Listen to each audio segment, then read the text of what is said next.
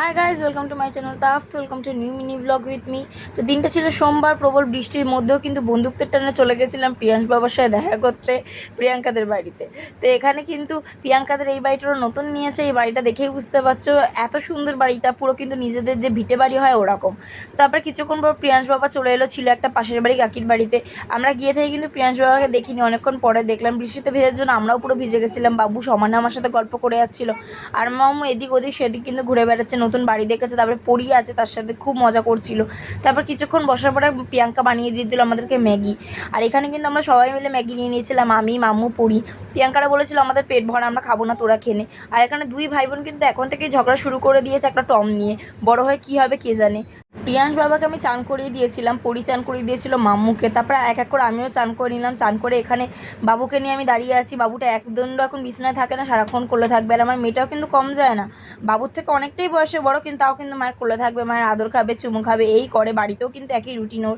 তারপরে দুই ভাই বোন মিলে খেলা করছিল, মাম্মুকে টম দিচ্ছিল। দেওয়ার তো ইচ্ছা ছিল না, কিন্তু কী করবো, এতবার করে বলছিলাম, যার জন্য ভাইকে টম দিচ্ছে। ভাই এখন টম নিচ্ছে না, মাম্মু এখন টমকে দিতে চাইছে, কিন্তু যখন দুজনেই নিতে চায় তখন লেগে যায় দুজনের মধ্যে অশান্তি। আমরা খেতে বসেছিলাম ওই 4:30 নাগাদ। তাও খেতে বসার সময় আবার বাবু কাঁদছিল বলে বাবুকে আমি কোলে নিয়ে নিয়েছিলাম। তার মধ্যে প্রিয়াঙ্কা দাদা মিলে খেয়ে নিয়েছিল। তারপরে বসে পড়লাম আমি খেতে, পটল ভাজা, ডাল এবং মাছের তরকারি। আমার খাওয়ার পর আমি প্রিয়াঙ্কাকে বলেছিলাম, প্রিয়াঙ্কা আমাকে আরেকটু ভাত দে। পুরো হাঁড়ি খালি করে আমাকে দিয়ে দিয়েছে, কী জানি আমাকে কুম্ভকর্ণ ভাবে নাকি। তো তারপরে এক এক করে ভাত মাখছিলাম, আর প্রিয়াঙ্কা কিন্তু সমানে বলে যাচ্ছে আগে তুই আমাকে মাছের রিভিউটা দে। তো খাওয়ার শুরুতেই আগে ওকে আমি রিভিউটা দিয়ে দিলাম, যাতে ওর মনটা অন্তত একটু শান্তি হয়। তারপরে এক এক করে শান্তি করে আমি খেয়ে নিয়েছিলাম, কারণ আমার ভীষণ খিদে পেয়েছিল। কাকি এসেছিলো পরীকে বাড়ি নিয়ে যাওয়ার জন্য, কাকি পরীকে বাড়ি নিয়ে চলে গেছিলো এবং দাদাও কাজে বেরিয়ে গেছিলো। তারপর আমরা চারজন মিলে ঘরে শুয়েছিলাম। এখানে সমানে মাম্মু ভাইকে বলছে খেলো খেলো খেলো, ভাই খেলতে চাইছে না। আর আমাদের দুজনেরই প্রচণ্ড ঘুম পেয়েছিল, কিন্তু বাচ্চাদের জন্য আমরা এদিকে ঘুমাতে পারছিলাম না, কারণ দুটো মিলে কী করবে কে জানে। সন্ধে হওয়ার পর দোকানে গেছিলাম, ওদের পাশেই ছিল একটা দোকান। দোকান থেকে মাম্মুর জন্য ডার্ক ফ্যান্টাসির একটা লেজ নিয়ে চলে এসেছিলাম। এখানে মাম্মু খাচ্ছিলো। তার মধ্যে আমাদের দুজন অনেক আগে দিয়ে প্ল্যানিং হয়েছিল, যেদিনকে ওদের বাড়িতে যাবো সেদিনকে কিন্তু আমরা পিৎজা পার্টি করবো, কারণ আমরা দুজনে পিৎজা লাভার।